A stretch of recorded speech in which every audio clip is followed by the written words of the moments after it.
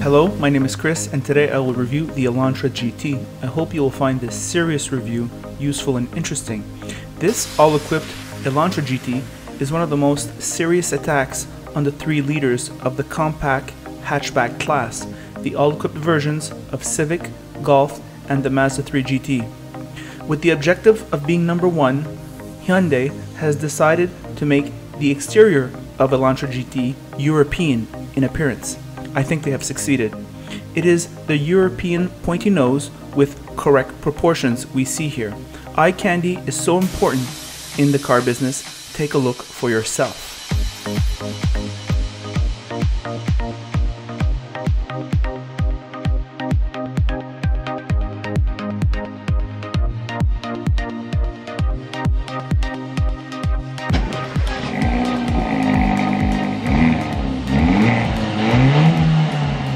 The Elantra GT is spacious, with a slight bump when lowering the rear seats, making it decidedly convenient.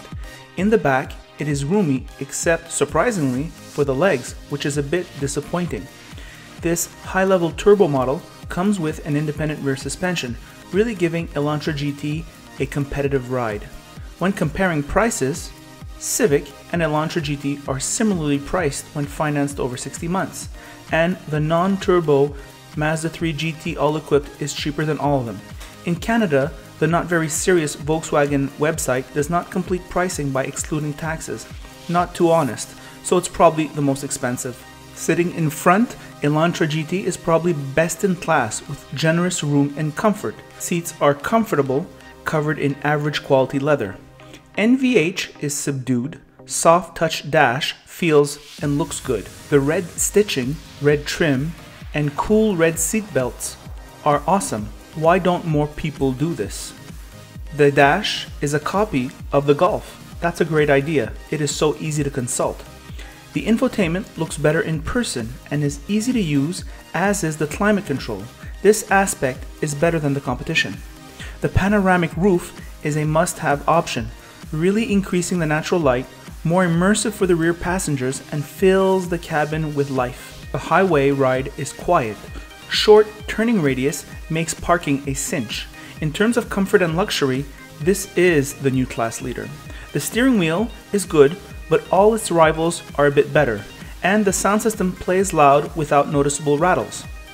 And remember, we spend all our time driving in here. Good job, Hyundai. On the ownership front, it is class average, with a lot of people loving their Hyundais and others having imperfect experiences.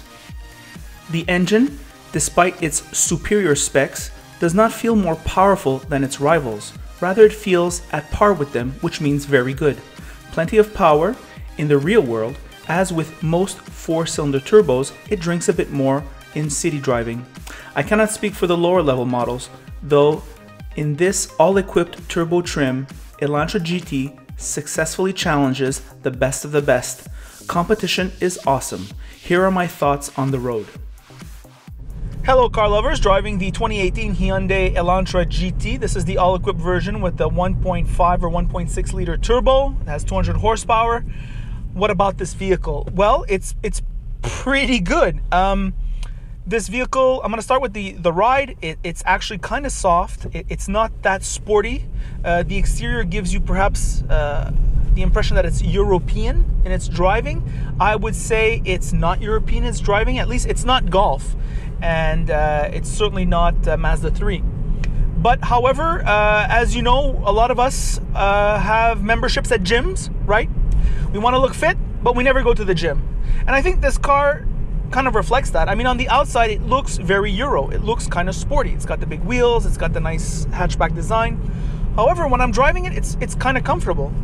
The other thing that this vehicle has, which adds to the comfort, is the top tier models have the independent rear suspension. Now, I want to go over that. What does that independent rear suspension give you? We're used to hearing, at least as car reviewers, that when the Ford Mustang had a solid rear axle, when you take high-speed corners and there'd be bumps, it would throw the car off.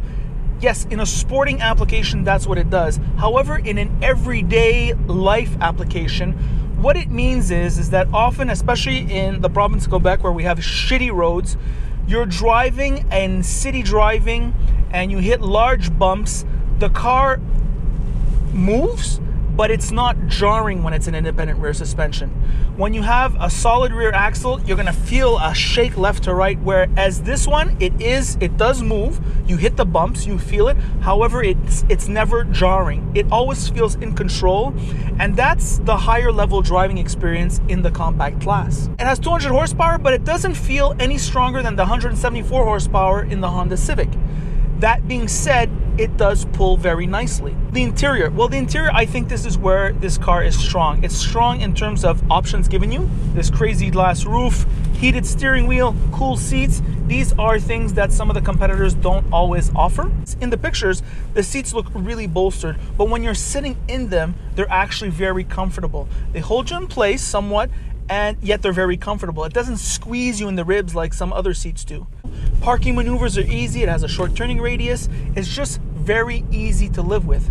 Back on this interior, this big iPad here on the top of the dash, on the surface, when you look at it in pictures, it looks kind of like an afterthought, right? They stuck that on the dash and it's not very aesthetic. When you're in the car, it couldn't be farther from the truth. It looks really in its place. That's number one. It's at the right height. When you're consulting it, you're not really taking your eyes off the road, which is really good. It has a nice volume button. It has a tune button. It's tactile. It's responsive. On the bottom here, the climate control. Nice big buttons. Nice high quality rotors. It feels upscale here. In this sense, it rivals, in terms of the quality, it rivals the class leader Mazda 3 GT. Also, the sound system plays very well. So a very complete package. Drives well. Not too noisy on the highway. Very, very competitive. Is it better than what I find are the three perennial bests in the category, Civic, 3, and Golf? Well, in certain aspects, it actually is better if you think about it. The comfort quotient is very high. The suspension is very good. The engine is very good. It's very competitive. I like the room here, and I love the easiness to use. Is it quite the stylish exterior that the Volkswagen Golf is? I mean, you just look at a 2009 Volkswagen Golf, the guy took care of it. That car still looks great. Can you say that about any Hyundai product? I can't. If you look at just the general drive of the Honda Civic, is this car as good as the Honda Civic? Wow, the Honda Civic can really achieve incredible comfort and handling at the same time. This one, not quite as much. Does it have that Mazda 3 all-around exterior and interior presentation that the 3 GT has? It's not quite there yet. However, what this car does, I find, is it stays within the noise in each one of those categories. But where this car is strong is in the bumper-to-bumper warranty. The coverage is better than those other brands, and that's especially important when you're comparing to the Golf, which is not maybe quite as reliable. Also, another thing is in terms of equipment, not all its rivals offer things like heated steering wheel, cooled seats, panoramic roof. These are not 10-15 cent options. This is expensive stuff. You're getting that. And that's it. You're still getting value. It's still, ultimately, this Hyundai is still a value proposition. However, it looks better than they used to. It drives better than it used to. And it's really closing in on the leaders in certain respects. In other respects, it's either with the leaders or it's beyond them.